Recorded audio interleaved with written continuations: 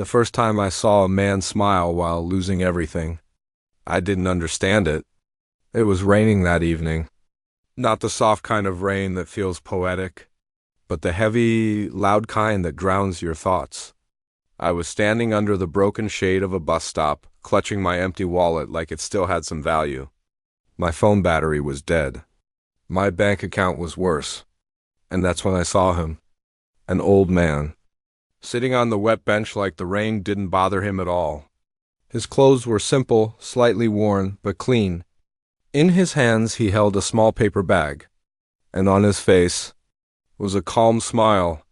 I remember thinking, what kind of person smiles like that in this kind of life? I didn't know then that this stranger was about to change everything I believed about success, failure, and life itself. A few months before that night, my life looked very different. I was chasing what I thought was success. Late nights, early mornings, constant stress. I had left my stable job to follow my dreams. Everyone warned me. "You're making a mistake," my father said. "Be practical," my friends added. But I didn't listen. I wanted more money, more freedom, more recognition. And for a while, it seemed like I was right. My small online business started growing. Sales were coming in. Messages of appreciation filled my inbox. I felt unstoppable. I told myself, this is it. I've figured life out. But life has a strange way of humbling you. One wrong investment. One bad decision. One moment of overconfidence. Everything collapsed. Orders stopped. Payments got delayed. Clients disappeared. Debts started piling up. Within weeks, I went from feeling like a winner to feeling like a complete failure. I stopped answering calls. I avoided people. Even looking at myself in the mirror became difficult. And that rainy evening, I had officially hit rock bottom. I didn't plan to talk to the old man. But sometimes, silence between strangers becomes too loud. "You look like you're carrying something heavy," he said, without even looking at me. I let out a bitter laugh. "Yeah, my whole life." He nodded like he understood. "What happened?" he asked gently. I hesitated. Why would I tell my story to a stranger? But something about him felt safe. "I lost everything," I said finally. "My business failed. I'm in debt. I disappointed everyone. I thought I was smart, but I was just stupid." For a moment he said nothing. Then he opened his paper bag and took out 2 cups of tea. "Here," he said, handing one to me. "It's better to talk with something warm in your hands." I stared at the cup. "I don't have money," I said. He smiled. "I didn't ask for it." We sat there, listening to the rain. After a while, he spoke again. "Do you know I lost everything too?" I looked at him, surprised. He didn't look like someone who had ever had much to begin with. "I had a business once," he continued. "A good one. House, car, respect. People used to come to me for advice. What happened?" I asked. "I thought I was in control," he said softly. I stopped listening, took bigger risks, ignored small warnings. His eyes drifted into the distance. And then, one day, it was all gone. I felt a strange connection, like I was listening to my own story, but years ahead. "So what did you do?" I asked. "I broke," he said honestly, "for a long time." The rain grew louder. "But then," he added, "I learned something." I leaned forward. "What?" He turned to me, his eyes calm but powerful. "I learned that losing everything is not the end." I frowned. "It feels like the end." He smiled. "That's because you think what you lost was everything." His words hit me harder than I expected. "What do you mean?" I asked. He tapped his chest gently. "As long as this is still beating, you haven't lost everything." I stayed quiet. He continued. "You didn't lose your ability to think, to learn, to try again. You didn't lose your time, because you still have today." I looked down at my hands. But I lost my chance, I said. I had one opportunity, and I ruined it. He shook his head. No, he said firmly.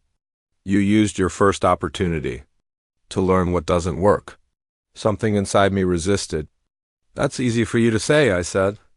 You're calm now, but when it happened to you, didn't you feel like giving up? He laughed softly.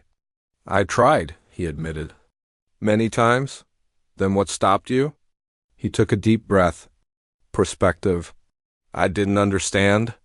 He pointed toward the road where cars were rushing through the rain. Everyone is running somewhere, he said.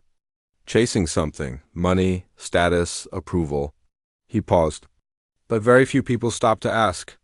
Why? I looked at him, confused. He continued. When I lost everything, I realized something painful. What? I had built my entire life on things that could disappear. His words felt heavy. Money can disappear. Business can fail. People can leave. He looked directly into my eyes. But who you are, what you've learned, how you think, that stays. For the first time that night, I felt something shift inside me.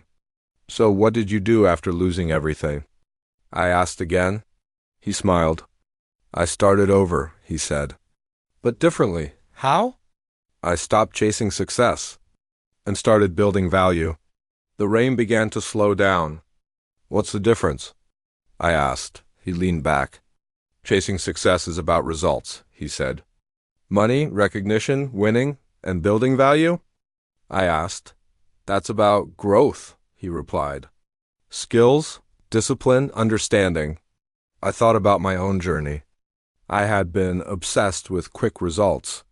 Fast growth. Big wins. Maybe that was the problem? Let me ask you something, he said. I nodded. If I gave you all your money back right now, but you kept the same mindset, what would happen? I didn't need to think. I'd probably lose it again, I admitted. He smiled. Exactly. Silence filled the space between us. But if you lose everything and change your mindset, what happens then? I looked up. Maybe I build something stronger. He nodded. Now you're thinking. The rain had almost stopped. People started moving again. The world was returning to normal. But inside me, something had changed. Why are you telling me all this? I asked. He picked up his empty cup. Because someone once told me the same thing. When I needed it most, I felt a strange warmth in my chest. Did it help? I asked. He smiled. It saved my life. I stood up as my bus approached. For a moment I hesitated. Will I see you again? I asked. He shook his head gently. Probably not. I didn't want to leave. Then, what's the one thing I should remember? I asked. He looked at me one last time. And then he said something I will never forget. Don't measure your life by what you have. Measure it by who you are becoming. The bus doors opened. I stepped inside, but I didn't feel the same person anymore. Months passed. I started again, not with the desperation to win, but with the patience to grow. I learned new skills, took smaller risks, paid attention to mistakes. It wasn't easy. There were days I wanted to quit, but every time I felt lost. I remembered that rainy night, and his words, slowly. Things began to change. Not overnight, not dramatically, but steadily. And this time, it felt different, stronger, real. Years later, I built something again. A business, a life, a sense of purpose. But the biggest change wasn't external. It was internal. I no longer feared losing everything. Because I understood something most people don't. You can lose money and still be rich. You can fail and still be growing. You can fall and still be moving forward. And sometimes, the moment you think your life is falling apart is actually the moment it's teaching you the most important lesson you will ever learn. So if you're watching this right now, and you feel like you've lost everything, Listen carefully. You haven't. You've only lost what was temporary. What truly matters is still with you. Your mind. Your ability to learn.